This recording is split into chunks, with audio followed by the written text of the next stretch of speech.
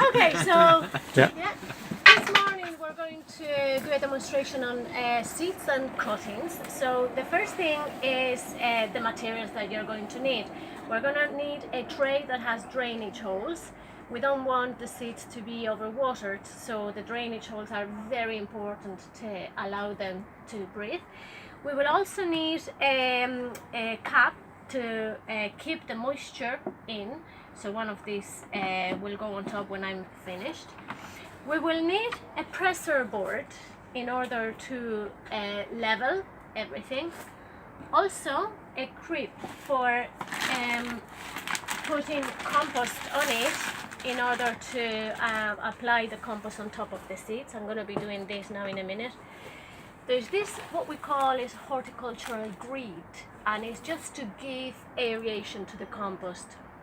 In this packet I have the seeding compost, which is based on peat, but you can get a peat-free compost as well. And then here we have a mineral called perlite. There's also something called vermiculite. The two of them are very similar, and what they do is they act as a moisture retention and also prevent some diseases from getting in. So first of all, we have to start by making a mix of the compost and the grit into the tray. So what I would do is put maybe a handful of the soil and then another handful of the grit and mix them together. This kind of prevents the water from being waterlogged in the tray, okay, and kind of breaking it up. So that's perfect. The next thing you're gonna need is to create a very, very leveled area here. It's almost like you need to imagine it as a landing platform. Sometimes people don't understand the importance of that. You see, if it's not really level, the seeds will begin to grow sort of sideways. We want them all to be happy going vertical.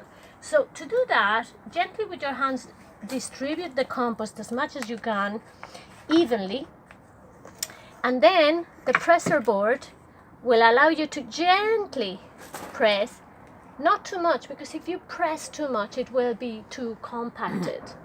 And so just gently press in the four corners. You can see the presser board is smaller than the tray itself, and once you see that the whole area is nicely leveled, then that tray is ready for sowing the seeds.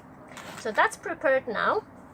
Now you need the seeds. In this case I'm using as an example, I'm using grass seed, okay, but let's imagine that it is anything. You can actually sow anything, pansies or lettuce, tomatoes, whatever it is. What you would do, always put the seeds in your left hand, and with the right hand, that's if you are right-handed of course, with the right hand you're gonna use a zigzag sort of motion, starting from one corner at around this height, because if you sow the seeds too high they will bounce and you won't have control of where they fall, and if you go too near they will be clumped. So around that height more or less, and you start going from left to right. When that's empty, then get another little bit and do back and forth motion, ensuring that you don't cover the area too much. The reason for that is that if you put too many seeds in that tray, they will compete and they will develop too much moisture with their own transpiration. That will attract a disease, which is a fungus. It's called damping off. So it's a fungus that comes in with too much moisture, and it will travel through the little seedlings and cut away the stem.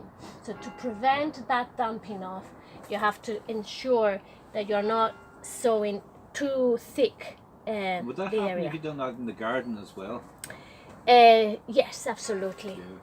So at this point, if you see any corner with a big gap, then maybe add 1 or 2, but that's, to me, that's about right. Now, you shouldn't be tempted to put the remaining of the seed onto the tray just because you have leftovers. Put it back into the packet where it came from. Okay, so I'm just going to put it back in there. Now, most seeds need to be covered because they will respond to darkness. So they will, after maybe 3 or 4 days of darkness, they will say, okay, now I need to grow. So to cover them, I'm going to use this crib, and I'm going to put compost on top of it and direct that compost onto the tray until I can see that the seeds sort of disappear from sight. Okay, so you're kind of going to help the compost with one hand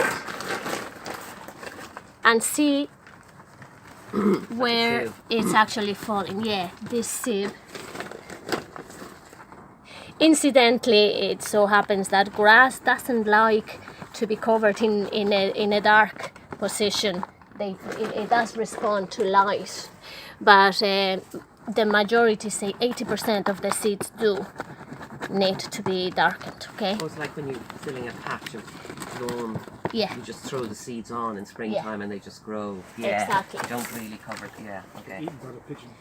Now that they're covered, clean the corners, and for the second time then you use the presser board again, just so that the new compost comes into contact with the seeds. And so they're now brilliantly ready for being watered. So what do I do?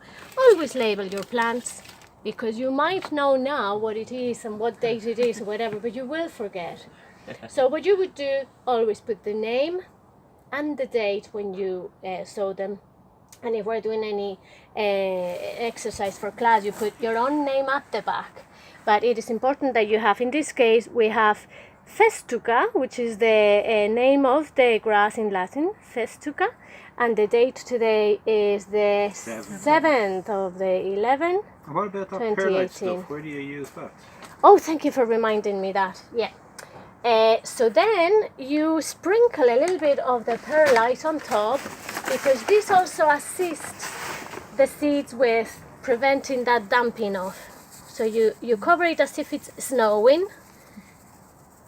something like that. Some people add the perlite to the compost, completely fill it up, but it is a very expensive material, so yeah. It's just exactly. cat litter though, isn't it? Yeah. Well. Now, It is. the next thing that you need for demonstration purposes is to water this, and one of the best ways of watering it is by capillarity. So what you normally would do is add a bit of water onto this see-through tray. Okay, and I'm going to position the other tray on top of it so that the water is absorbed from the bottom up. See, sometimes it's difficult to calculate how much water. If you water it from the top, that would disturb the position of your seeds. And it would also kind of begin to absorb the water only in the first few inches, and it might be that the rest is actually too dry. So this way the water comes from the bottom up, and whenever you begin to see that the compost is beginning to be moist, then that's the time to take it out. Right, so after that, all I would do is put that cover on it, take it to the propagator in a heated area, and cover it with a newspaper. So for about 3 days, more or less. All right, great. Yeah. Why do you cover it with a newspaper? You can stop that now.